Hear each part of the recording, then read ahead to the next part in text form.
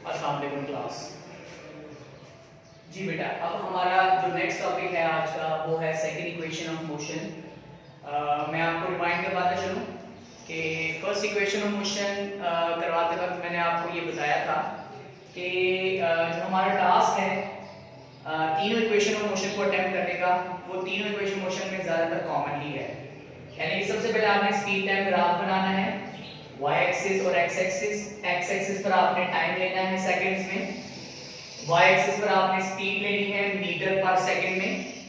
जबकि यहाँ पर मजीद मैंने आपको ये बताया था कि इस x एक्सिस y एक्सिस पर इस ग्राफ पर आपने दो ज्योमेट्रिकल फिगर्स ड्रॉ करनी है। एक है रेक्टेंगल OACD और इसके ऊपर आपने एक और ट्रायंगल ड्रॉ कर, एक और ज्योमेट्रिकल फिगर ट्रायंगल ABC बेटा ड्रॉ करनी है आपने।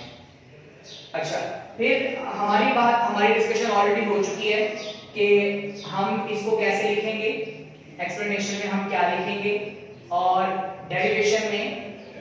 अब चूंकि हम सेकंड इक्वेशन ऑफ मोशन कर रहे हैं तो यहाँ हम सेकंड इक्वेशन ऑफ मोशन लिखेंगे S equals to VIT plus 1/2 AT square. ये बेटा हमारी सेकंड इक्वेशन मोशन है जिसे हमने आज ड्राइव करना है। तो हमारी डिस्कशन ऑलरेडी हो चुकी है कि तमाम साइड्स की इक्विवेलेंसी क्या है। OD equals to AC equals to T, OA equals to CD equals to BI, BD BF के बराबर है। ये जो दो पॉइंट थे ये बहुत टेक्निकल थे, ठीक है, जिसमें से BC लाइन बराबर है BD minus CD, BD BF के बराबर है माइनस CD BI के बराबर है। तो बेटा ये जो दो पॉइंट थे बहुत ही टेक्निकल थे। ये हमने कहां से देख के, इस ग्राफ से देखकर, इस स्पीड टाइम ग्राफ से देखकर हमने इसको कंप्लीट करना होता है। चलिए बहरहाल अब हम आगे चलते हैं। First equation of motion start होती है slope of line AB equals to hypotenuse equals to perpendicular divided by base. ये हम कर चुके हैं। सेकंड इक्वेशन ऑफ मोशन का बेटा आप इक्वेशन देख लें।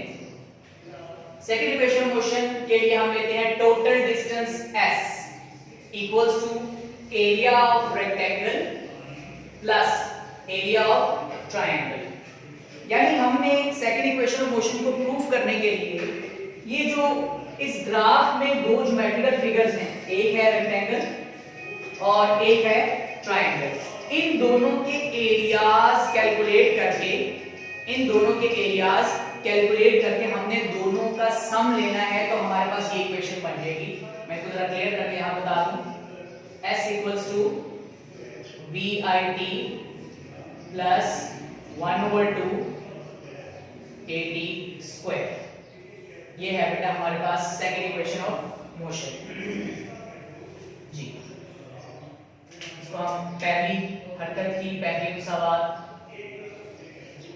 और हरकत की अब हम लिखेंगे दूसरी मुसावात, ठीक है। सेकंड इक्वेशन ऑफ मोशन ये हमारा क्लियर हो जाएगा। यहाँ पे S equal to VIT plus 1/2 AT square. ठीक है, हम आगे चलते हैं। देखिए जी, एरिया ऑफ रेक्टेंगल अगर आपसे पूछा जाए कि एरिया कैसे निकाला जाता है तो आपने काउंटर क्वेश्चन करना होता है कि ये डिपेंड करता है कि शेप कौन सी है। जैसे कि अगर मैं आपको एक सर्कुलर मटेरियल, एक प्लेट दे दूं, ठीक है, गोल्ड प्लेट दे दूं, और मैं आपको ये कहूं कि बेटा इसका एरिया निकालें, तो आप वहां लंबाई जब चौड़ाई का फार्मूला नहीं लगाते। आपने फर्स्ट ऑफ ऑल देखना है कि वो जो आपको मटेरियल गिवन है, जो आपके पास एरिया गिवन है, जो शेप गिवन है, उसकी शक्ल क्या है, ठीक है। आया कि वो सर्कल है, आया कि वो इलिप्टिकल फॉर्म में है, आया कि वो स्क्वायर है या रेक्टेंगल है, किस शक्ल में है वो। तो हर एक ज्योमेट्रिकल फिगर का एरिया निकालने का फार्मूला डिफरेंट होता है। यहां पर हमारे पास स्पीड टाइम ग्राफ में जो फिगर है रेक्टेंगल, इसका एरिया कैसे निकाला जाता है, लेंथ इनटू विड्थ, लंबाई ज़रब चौड़ाई। लंबाई मैं जरा एक्स्ट्रा लिख देता हूं यहां पे,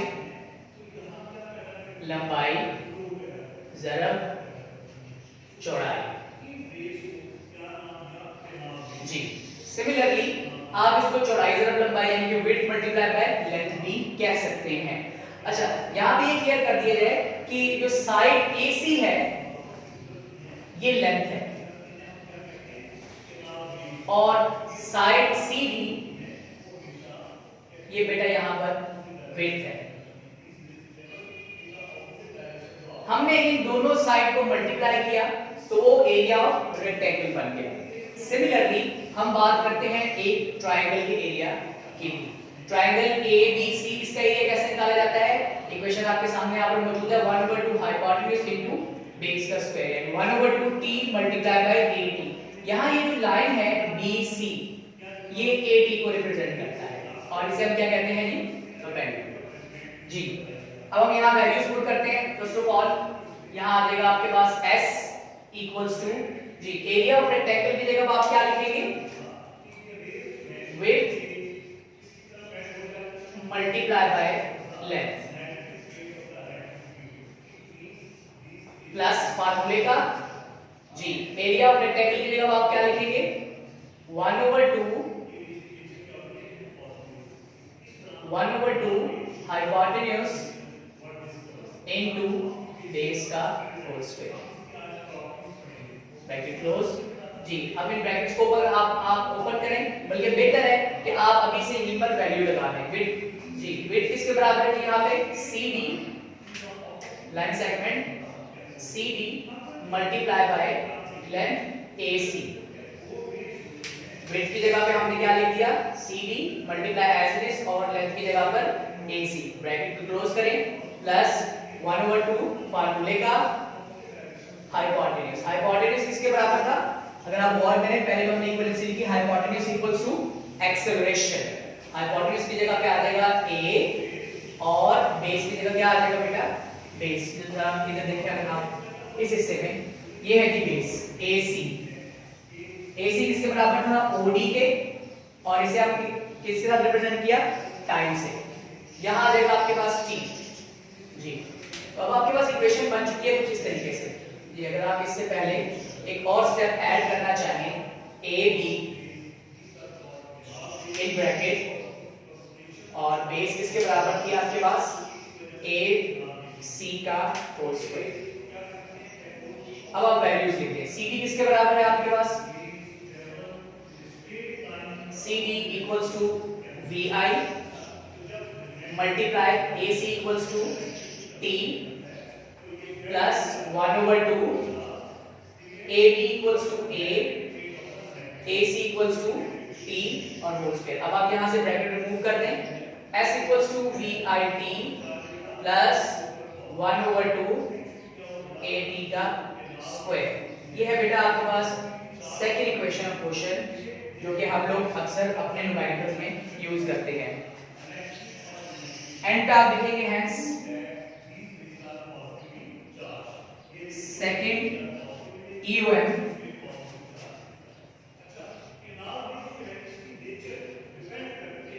इज कंप्लीट। एक दफा दोबारा सुने आप। सेकंड इक्वेशन ऑफ मोशन के लिए हमारे पास जो इक्वेशन है वो है total distance S equals to area of rectangle plus area of triangle. हमने दोनों ज्योमेट्रिकल फिगर्स को अलग-अलग बनाना होगा। यहाँ पर दोनों ज्योमेट्रिकल फिगर्स को आप यहाँ लिखेंगे एज इट इज, जैसे मैंने व्हाइट बोर्ड पे लिखा हुआ है।